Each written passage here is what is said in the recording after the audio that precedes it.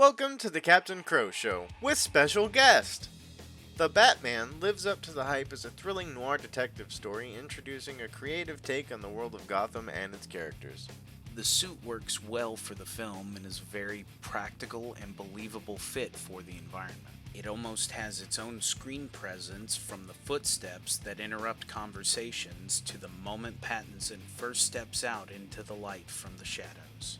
Aside from thick boots, armor plating that allows him to ignore most projectiles, and a wide array of slots and surprises integrate the ever-famous belt of gadgets that accompanies the character.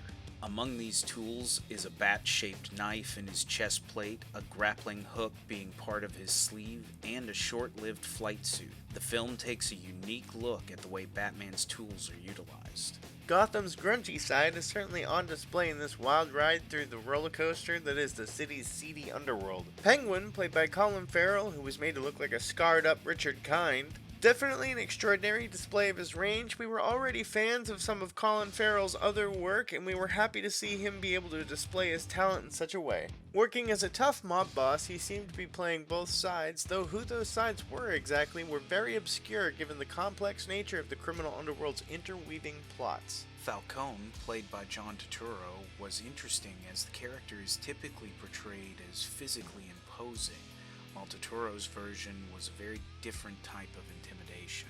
Quick wit and reflexes combined with a will to survive above all others, including family, made him a brutal foe for those who crossed him. He practically owns the city, and he knows it. A man of little fear when the majority of the GCPD is on his payroll. And let's just talk about the GCPD for a moment. They are in a literal tower with multiple floors and a literal army of cops on each floor, accompanied by a plethora of corruption throughout Gotham's civil workers and government officials, though that likely comes as no surprise. Paul Dano as the Riddler did not disappoint. As usual, he fully committed to the role and dove into the mindset of such an intelligent character driven by motives of vengeance.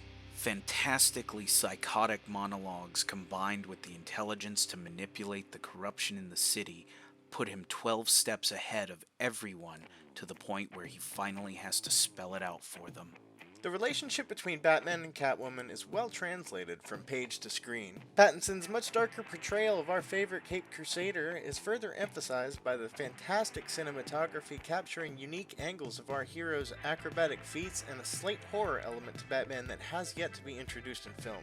This display of Batman from the criminal's perspective gave viewers a real sense of the intense dread they feel when Batman shows up. Selina Kyle, played by Zoe Kravitz, nailed the attitude of the character to fill in the gaps for Pattinson's mystique with quick wit and guile while still maintaining that alluring aura. Her quest for vengeance could have easily consumed her were it not for the intervention of Batman.